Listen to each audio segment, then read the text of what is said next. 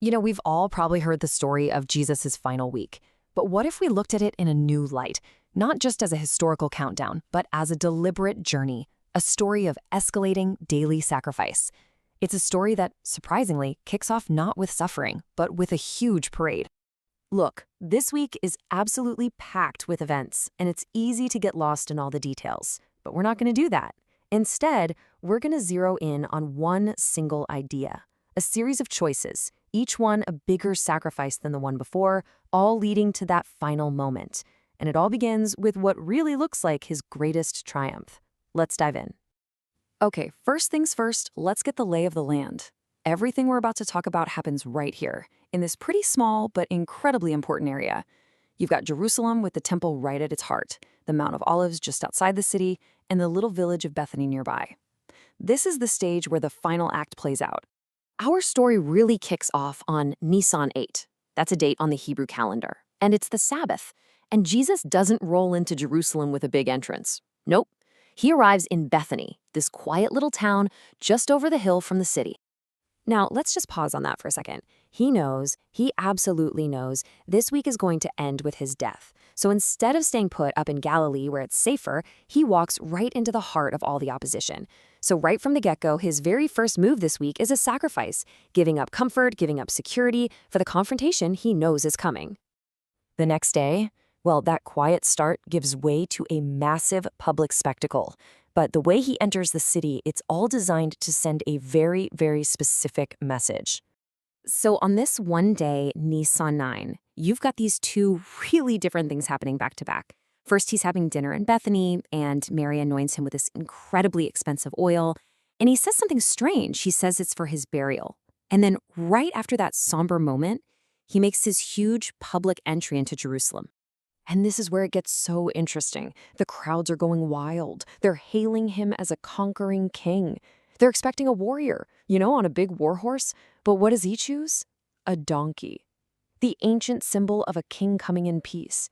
So right at the peak of his popularity, he sacrifices that whole image of worldly power for one of humility.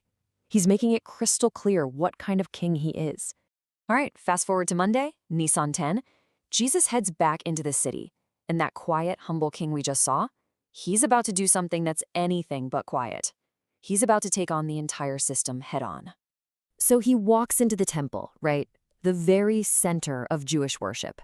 But in the outer court, the one place where non-Jews could come to pray, he finds a loud, chaotic marketplace.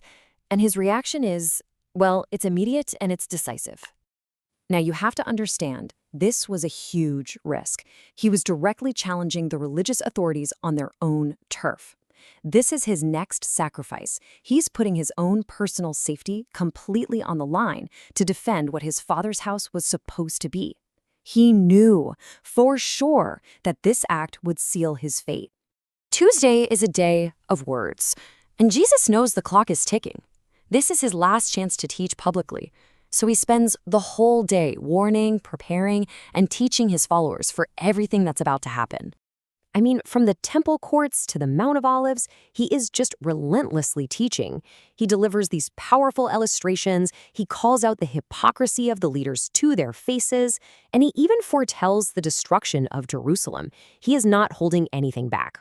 This was basically a teaching marathon. I mean, think about the emotional and mental energy that took. This day was a sacrifice of his time and his energy, just pouring out every last instruction he could possibly give before he was arrested. So Wednesday comes, and things seem to quiet down. It appears to be a day of rest for Jesus and most of the apostles. But behind the scenes, the final, terrible pieces of the plot against him are clicking into place. While Jesus is spending a quiet day, one of his own, Judas Iscariot, from his inner circle, is out making a deal. The betrayal is arranged. And this is a whole new kind of sacrifice, isn't it? It's the deep, personal pain of being sold out by a friend you trusted. Thursday arrives, his last day of freedom. And the focus now shifts to getting ready for the Passover, the most sacred meal of the year, a meal all about liberation. Jesus sends Peter and John ahead to prepare a room. Can you just imagine the atmosphere in that room? Every action, every word is shadowed by this heavy knowledge that this is the last time they'll have a meal together. This day is a sacrifice of any real peace of mind. He's leading them in this sacred tradition, knowing it's the final stop before his arrest. And then, as the sun goes down, the Jewish day officially flips over. It is now Nisan 14, the day of Passover. And with it begins the most pivotal 24 hours in all of human history. From here on out, things just happen bam, bam, bam, one after another. A final meal, a brand new observance, betrayal, arrest, a totally bogus trial, and then a death sentence. The sacrifices are coming fast and furious now. After that last meal, they head to the Garden of Gethsemane, and this is where it all goes down. He's betrayed with a kiss, he's arrested, and his apostles? They scatter. Here, he sacrifices his freedom and is left to face the authorities utterly and completely alone. As Friday morning dawns, the Jewish day is now Nisan 15. After a whole night of being dragged through sham trials and being abused, Jesus now has to face the final physical sacrifice. He's sentenced to die. They lead him out to Golgotha, and he is nailed to a stake. This is the ultimate sacrifice. He gives up his perfect human life. And then, it's over. His lifeless body is taken down from the stake and laid in a new tomb. A huge stone is rolled in front of the entrance. For everyone there watching, this was the end. The final, tragic sacrifice in a week that was full of them. But we all know that's not where the story ends, right? This entire week of sacrifice was never, ever about defeat. Because on Sunday morning, Nisan 16, the third day, that tomb is found empty. Jesus is resurrected from the dead. He's alive. And that one moment, it changes everything. It takes that ultimate sacrifice and turns it into the ultimate victory over death itself.